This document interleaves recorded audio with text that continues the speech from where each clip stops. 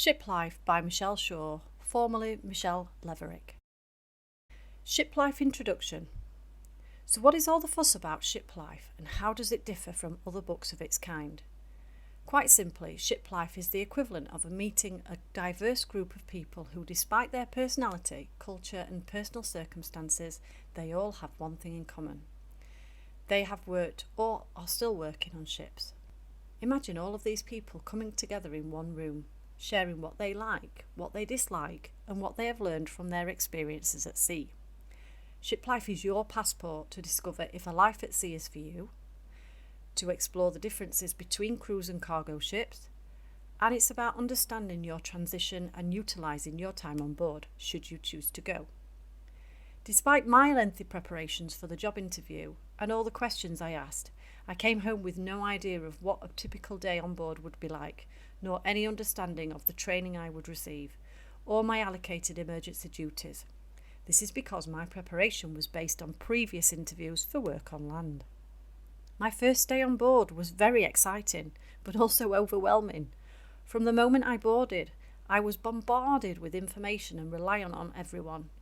It was a real culture shock, being told where to go, what to do, when and how to do it, for every minute of the day. Furthermore, my routine, my working hours and time off were never really properly explained to me.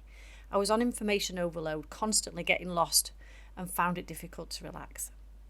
My expectations were unrealistic. I had made assumptions for sure, as I was expecting the same level of training and support that I was used to receiving on land. And having promised myself that no matter how difficult things got, I was determined to overcome these hurdles and stick it out. Whilst I did eventually settle into life on board, I became more and more aware of the impact this transition had on me. The initial stress and confusion didn't just affect my entire day and overall emotional well-being. I saw it in others who, like me, were simply trying to adjust and adapt to their new surroundings. That I felt drawn to making life easier for them, but the reality was that I was still making sense of it myself. The more settled I became in my role, the more I began to explore possibilities. I was keen to learn more about my shipmates and curious to know what had brought them here and what made them tick. By sharing my own life experiences, feelings and thoughts, the deeper I connected with them and I learned about theirs. Passengers seemed to be so intrigued about us as individuals that with every 7 to 12 day cruise came a new set of passengers and questions, most of which had been asked the week before. Did we enjoy working on board? Where did we live on the ship? And what were our dreams and aspirations? Knowing this was of interest to the passengers as well as myself, I came up with the idea of interviewing my colleagues on my daily radio show, where despite feeling extremely nervous and anxious and worried about messing up live on air, it was the excitement of what I could accomplish and the difference I could potentially make to the passengers that drove me to confront my fears. I lined up interviews with my shipmates from different departments and named the programme Behind the Uniform, where together we shared our experiences of life on board and how we came to work on ships. And as nerve-wracking as it was to do it live, I really enjoyed it and received complimentary passenger and crew feedback. Unfortunately, due to tight crew schedules, participants were hard to find, and it did mean that the interviews would have to come to a stop. And as my first contract came to an end, I was confident about the difference I could make on board and loved the opportunities that were coming my way, especially bringing one of my ideas to life, and that I even made my intentions clear in my appraisal about my dream of pursuing a contractual DJ-only position. Within 2 months of disembarking in October 2008, I secured my dream position and returned to sea as a guest entertainer DJ for another cruise line. While my transition to a contractor was nowhere near as daunting as coming to sea for the first time, new rules, regulations and an international audience to play to meant further adjustments were required.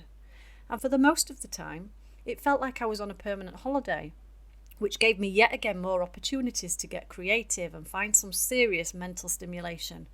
And it wasn't long before I found myself the project, as I met many people who, like me, didn't know anyone who had worked on a ship before, for whom there was little or no opportunity to learn about life at sea before stepping foot on board.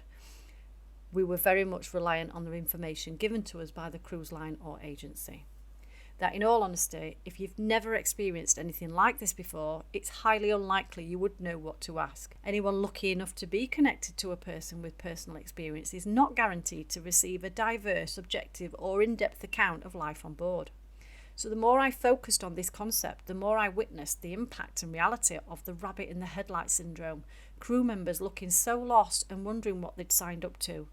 The more aware I became, and the more compelled I felt to do something about it. And the more I believed, just by sharing our personal journeys of working on ships, we could potentially attract a stronger, more confident and prepared individual from day one.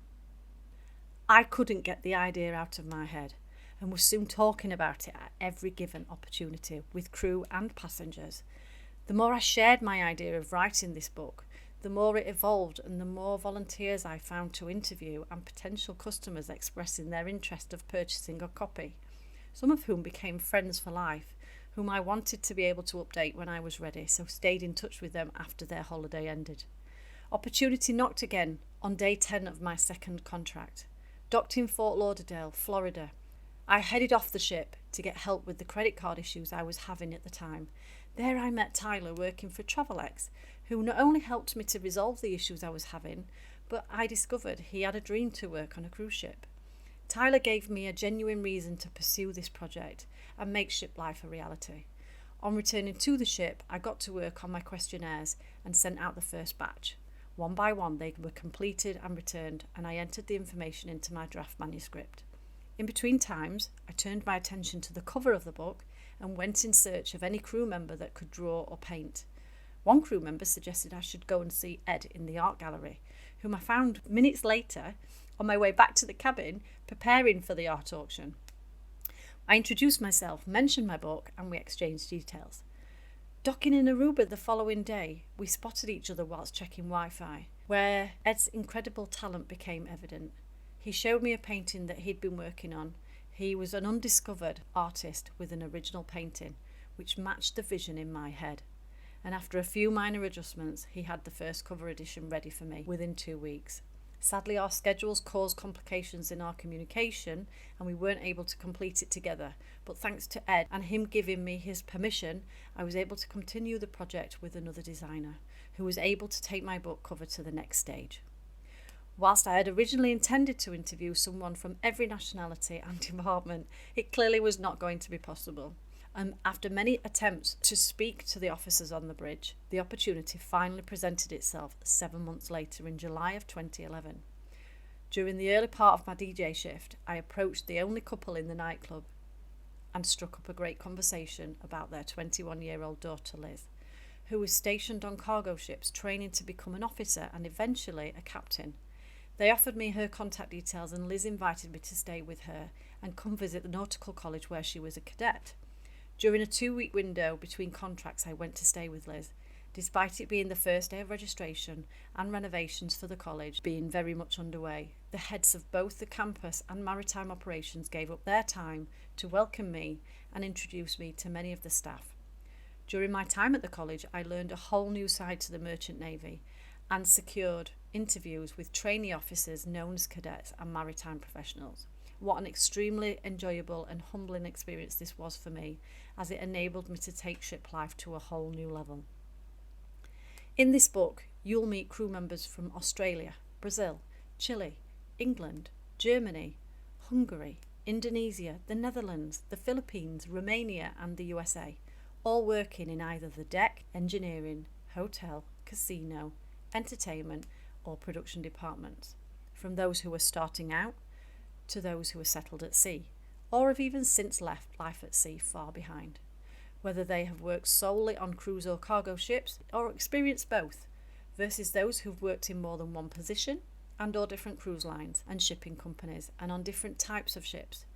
We've changed their names not only to protect their identities, but so that we can avoid jeopardising their present and future employment.